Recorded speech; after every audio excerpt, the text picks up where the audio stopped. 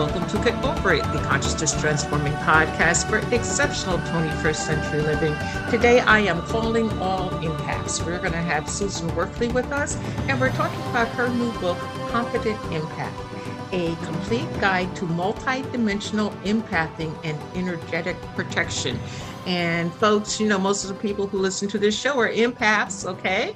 And it's really important that we learn to shield our energy, protect our energy, and most importantly, not take on other people's energy and stuff. And Suzanne does a great job at this. So you're going to love the podcast, and even more, you will love the book.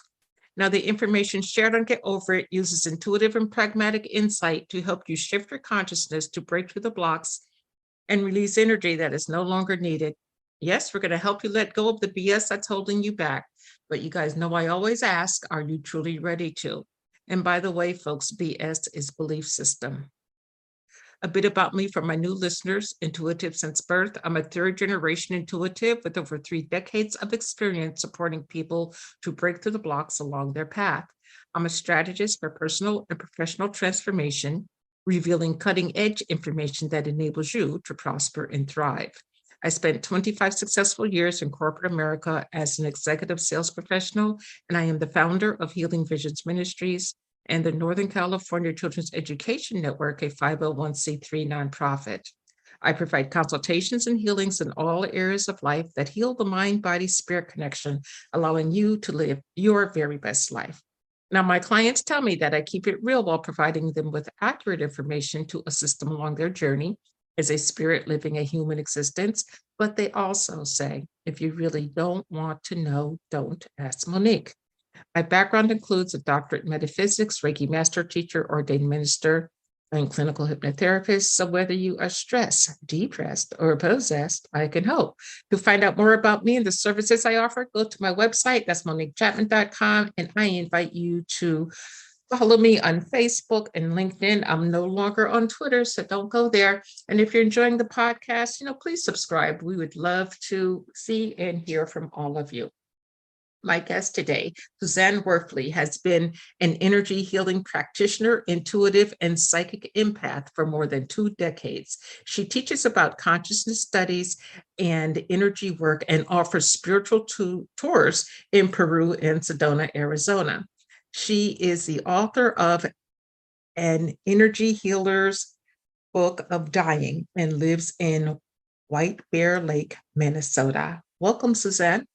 Hi, thank you for having me. Yeah, I love your intro. That was so great about the BS. Yeah, the BS. But sometimes it is bullshit. Now, don't let that fool you. But that was perfect. I loved that. Thank you. Okay, I absolutely love the book, Confident Empath. So many of us are empaths, and it's really affecting us today, even for the people who don't understand that they are empaths, because their energy is shifting so much. So please explain to us in lay terms, what is an empath? Great. Thank you for asking, because it's a little confusing right now.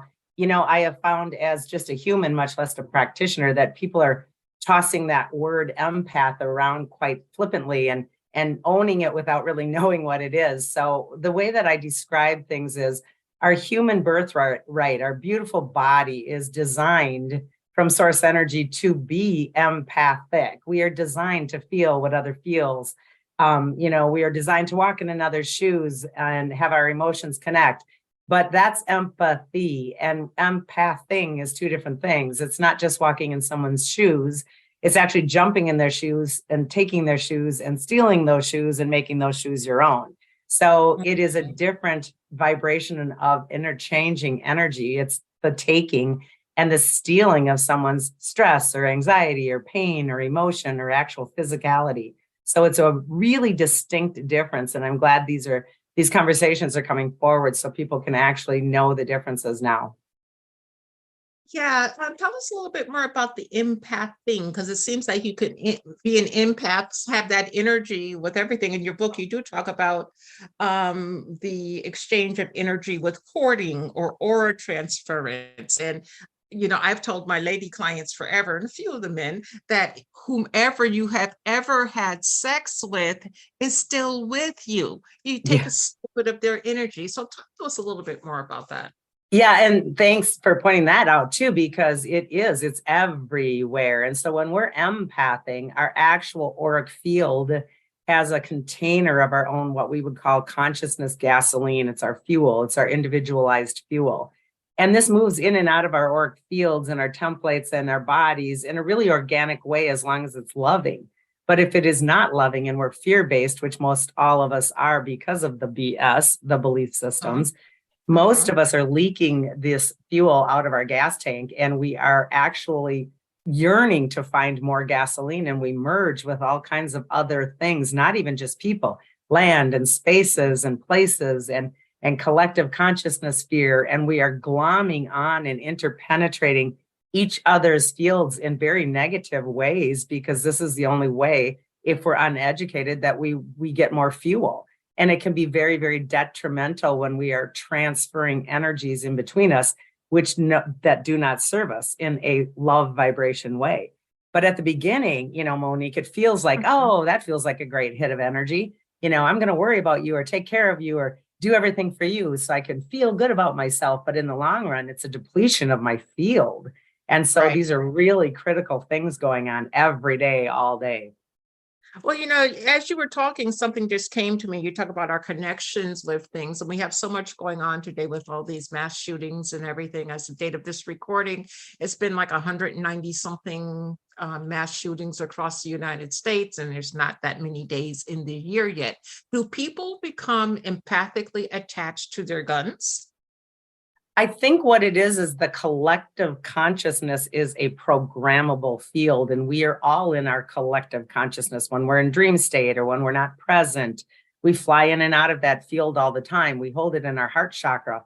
But in reality, that's a fourth dimensional field that is completely programmed with a lot of negative energy and a lot of negativity and a lot of tipping points that will then completely trigger people into doing unbelievable things. And we find ourselves drawn to this horrible negativity because that's what's in there. And it's our job to adjust that by putting love into that frequency. But most of us are absolutely triggered and programmed by fear and media. And then one thing builds off of another and it creates more, etc. So empathically connected to the gun through the energy field of fear itself, if you can look at it that way. Mm-hmm. Okay. How do we escape this fear of everything, or the fear of whatever the media is telling you? I know myself, I will watch the news. However, I don't watch the news with the intent on looking at paying attention to the words. I look at the energy of what they're saying. And there is the lie or the truth or whatever. So please address that. That is a beautiful way, in my opinion, to watch the news. And I do similar things. And I talk to my clients a lot about that. There's many people right now which are choosing not to watch it, which is awesome too. I'm never here to tell anyone how to do their thing. I just suggest, and what resonates for you is what your truth is. And oftentimes I will reprogram that news. I will scan it for the energy. I will look for the program itself. I will start to say that doesn't feel like truth. And I will hold my own firm ground and watch that frequency and say no. So my opinion is that then after that fact, it is important for us, if we choose, to put back into that collective field. I am not going to be drawn into that fear. I am not going to do that. I'm going to replace my own container first with love frequency. No, I'm sovereign. No, I'm free. No, I have choices. No, I have free will. And then exponentially put that into the field so that others, if they choose, can find that frequency. So this is the self-responsibility and then the collective responsibility that I believe the human is designed for. Well, collective responsibility to me, it's like being a part of a positive part of the world citizenship, taking a great steward for Mother Earth and moving that forward. At least that's my Yeah. thoughts on the part. Yeah, and Mother Earth and Father Sky, because we are a cosmic being as well. We are interplanetarily, collectively connected to everything. And so, yes, we live in a Milky Way system in the universe, but we are also galactically connected to the cosmos, to the interpenetrating energies of the planets and the stars. But yes, first and foremost, our Earth, we are guardians down here. And for us to be disconnected from that realm of earth, wind, water, fire, ether, and plants and animals, this is what distorts our belief system in the first place, which is distorted in our terms of safe and enough. And this is where everything stems from. You are right. The BS, the belief system, is where the book starts out, because the confident empath has stepped back to a neutral and started to really analyze their belief systems and do the deep work to remove the shadow and replace the negativity with positive.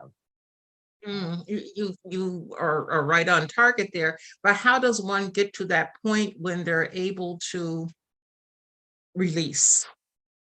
Most of all, it's about, first and foremost, understanding that you're a vehicle of source energy that you're responsible for. Most of us will go outside of ourselves for validation, for truths.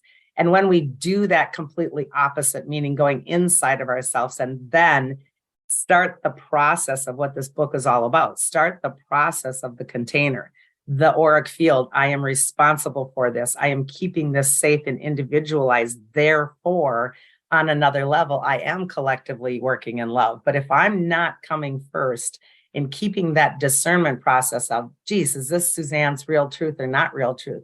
Does Monique really believe this or not believe this? And then separating all of that by being present every day, all day on some level, then we are susceptible to those leakages and then that programming. So it all starts with you. And this is hard for people because we grow up with that ridiculous notion that everybody else comes first, right?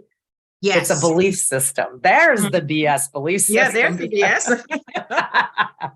Right. So it's a really deep one because the empath is forever putting everybody else first. The true sensitive empath believes everybody has to feel better because indeed it is that particular empathic person who is actually feeling not so great. And they're, by using others' energy, trying to make themselves feel better. It's a very distorted thing that's happening. So I'm glad people are reaching out and learning about it. It's important. Yeah, the time is now. Now you talk about 3 types of empaths, general, sensitive, and psychic. And you said the sensitive one, which I would consider an out of control healer because they want everything to be right, everybody to be happy. Yeah. Is your correlation? Or an out of control mother, right? Or father, because we are all thinking we're supposed to fix our kids, fix our parents, fix our grandkids, fix the whole world. And so the sensitive empath is usually the one that is desperately trying to figure out their life and they're overscheduled and they're exhausted.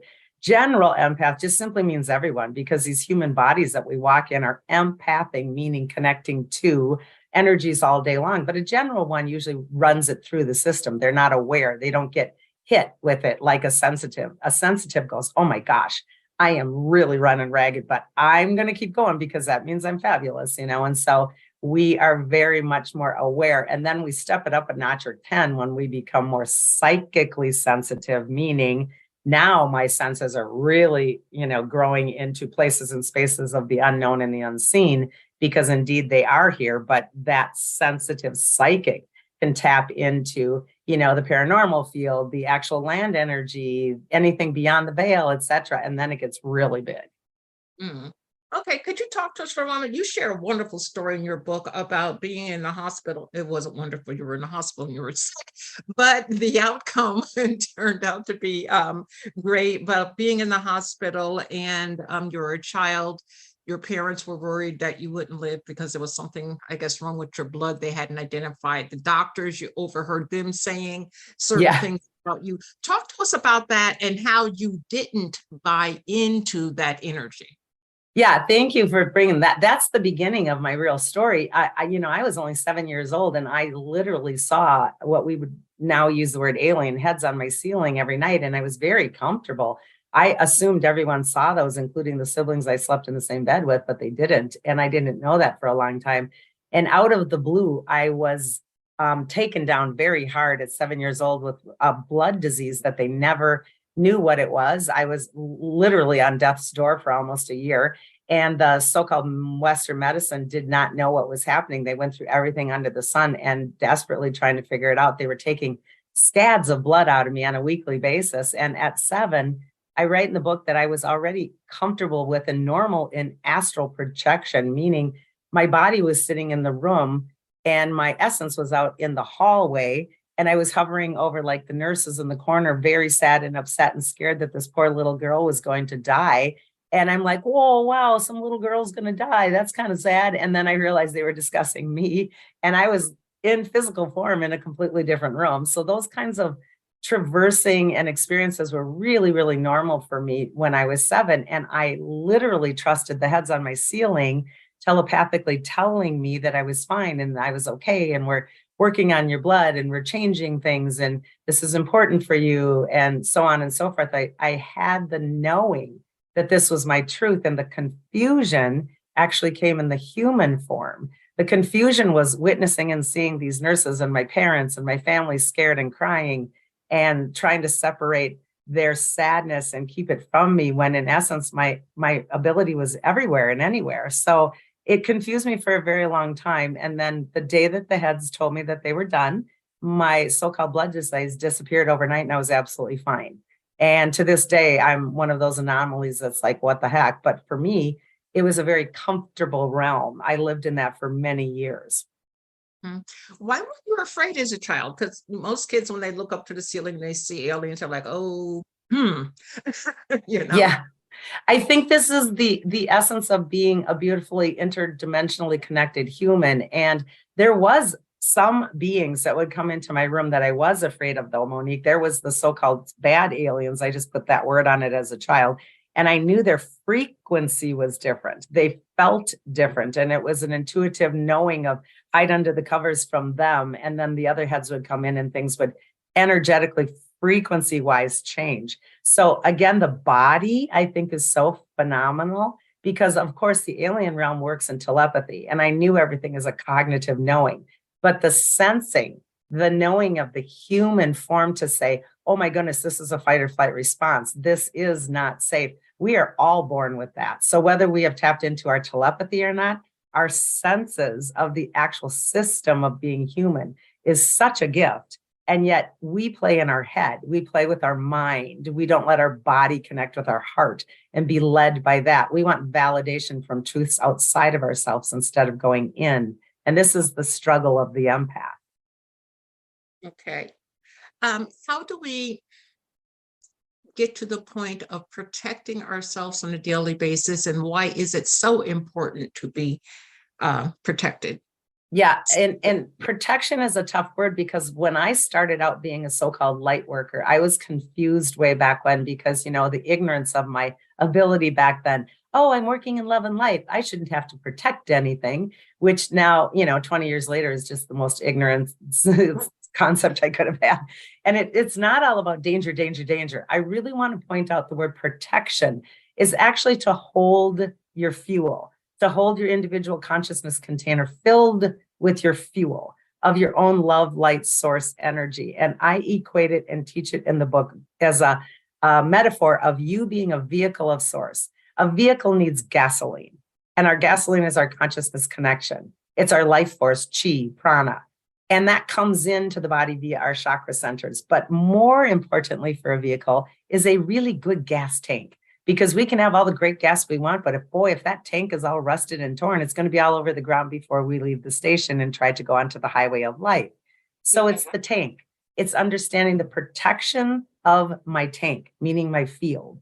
And this is what gets ratted and rusted in the empath world because we're constantly not taking care of our tank. So the first thing to do is learning those systems of bubbling and grounding and body scanning. And these are really broken out in depth in the book, especially in the appendixes of the book with the meditations and the processes and the rituals and the tools. I mean, I make it super simple on how to actually accomplish that.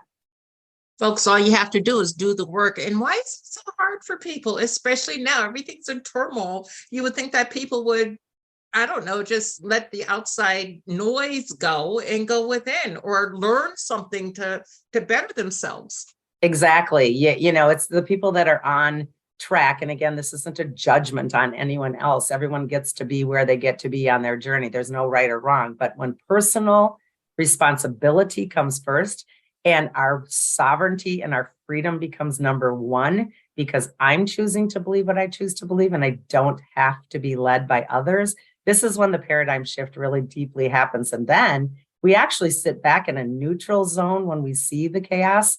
And it almost gets kind of silly to realize how much programming there is happening outside of ourselves. And it almost gets kind of humorous, and that, not that it's funny that the world seems chaotic and falling apart, but it almost seems funny that we dive right into it on an ongoing basis and believe that, instead of sticking with neutral and going, hey, wait a minute, there's a thought, there's an idea. What does my body want to do with that?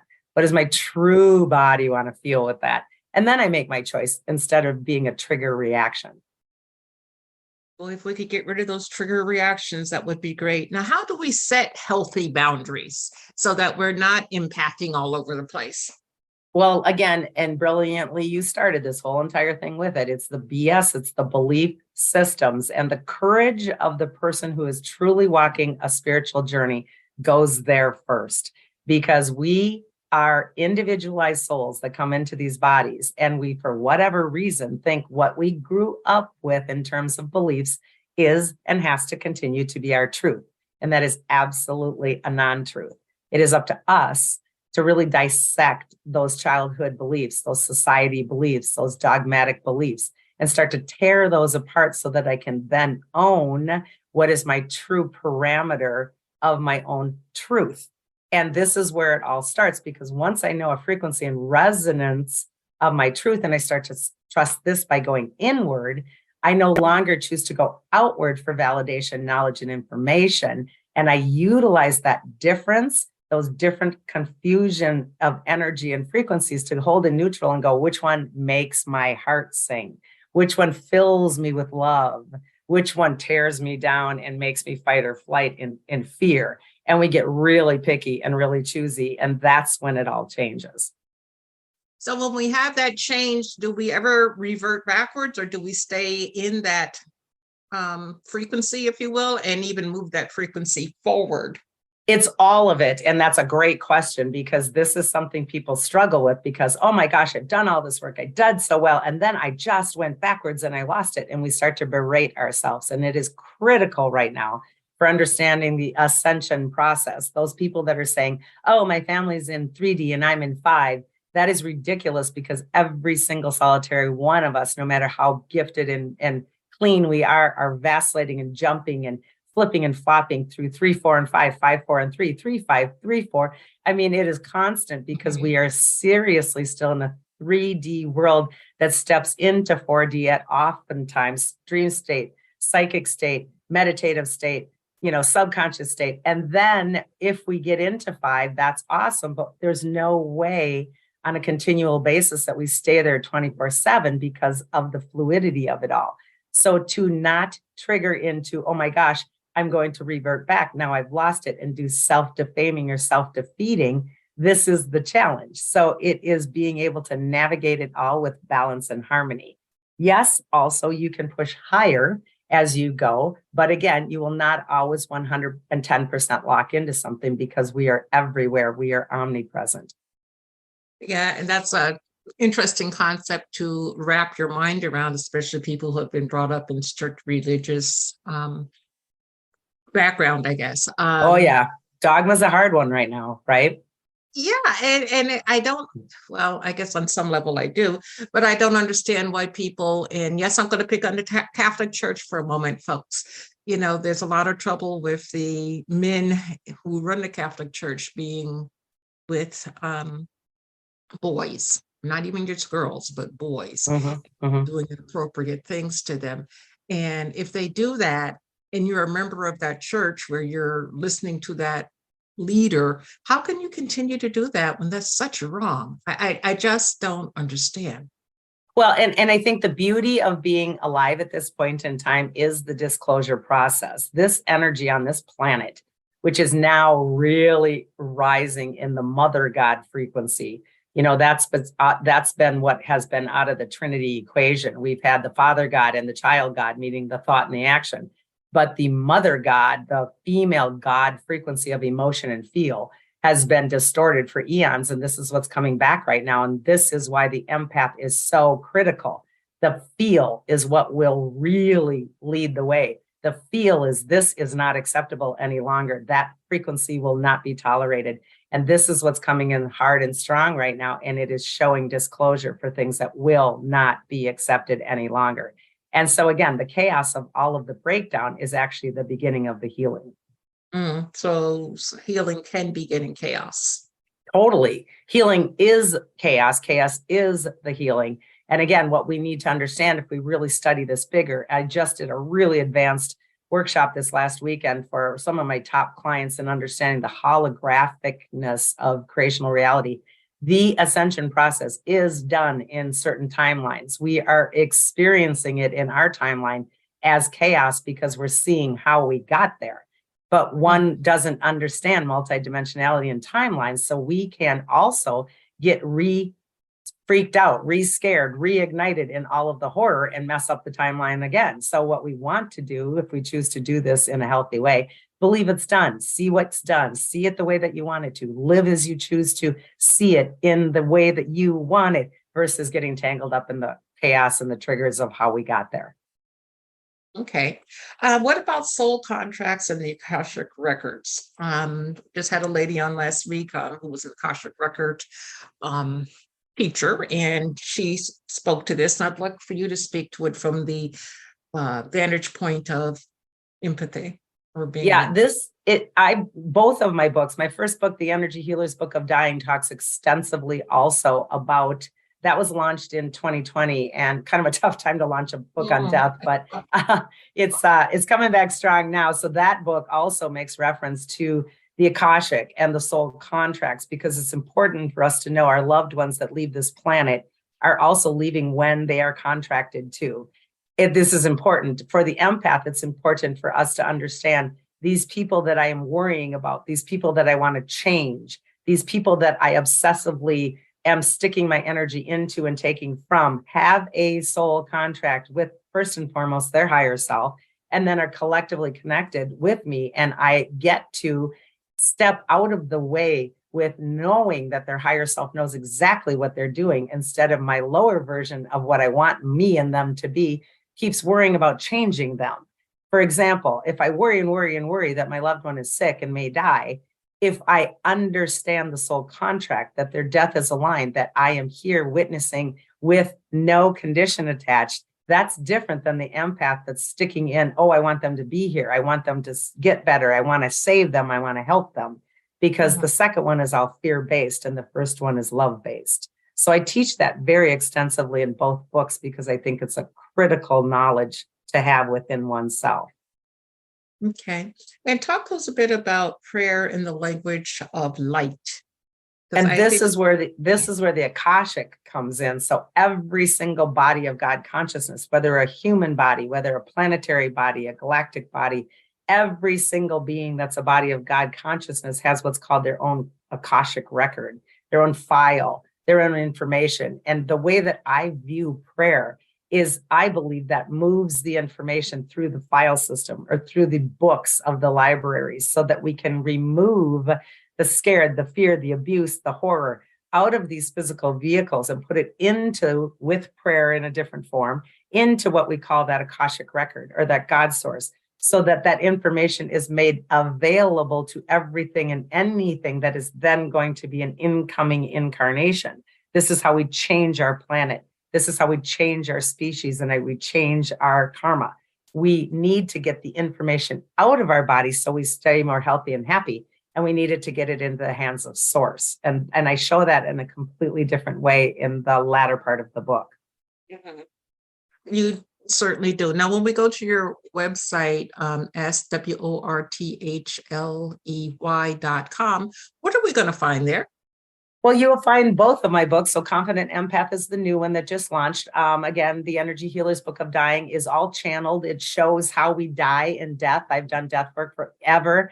And this was a beautiful book to show what happens to the body in transition and transmutation. It's really helped a lot of people with grief. So they're both there. I have all kinds of other things. I do a Vibe Tribe monthly membership, which is fascinating, and all the information is on there. This is to keep people connected and educated on a monthly basis. And we do webcasting, we do blogging, we do podcasting ourselves called Energy Unleashed. It's on Facebook and YouTube. I mean, it's almost everything and everywhere. We are in a little bit of a redesign period, but yeah, sworthley.com, just simply my name should get you anything and everything. And if you need to find the book on Amazon, they're both there as well. Okay, great. I've really enjoyed our time together, and we've come to a close. Could you give us a pearl of wisdom that you would like to share with the audience? Well, first and foremost, thank you so much for having me. And this book, in my opinion, is designed for every single human in one shape or form that is walking this planet. And you are needed. You are here because you chose to be here. You are the vessel of God's source. And so take the responsibility if you choose and step into your power, because that's what this is about. It's about empowerment. I chuckle because thank you, but I chuckle because you said if you choose, because I'm always telling my sister, she'll ask advice, and I said, well, do it if you choose and if you see fit. You know? So that just came into my mind. Me too. It's a mantra, if you choose. Well, Suzanne, thank you very much for being with me. Again, folks, Suzanne Worthley, the book Confident Empath, a complete guide to multidimensional empathing and energetic protection. You can find it on Amazon, just about everywhere else. You can get it from the website. And take a look at this, because this will definitely help you navigate these turbulent times that we are living in. So, Susan, thank you. The audience, thank you. I truly appreciate everyone's time and attention. And remember, the most important choice that you can make is what you choose to make important. Consider making the masterful choice of discovering your confident impact. Abundant blessings, light, and love to all. Agape.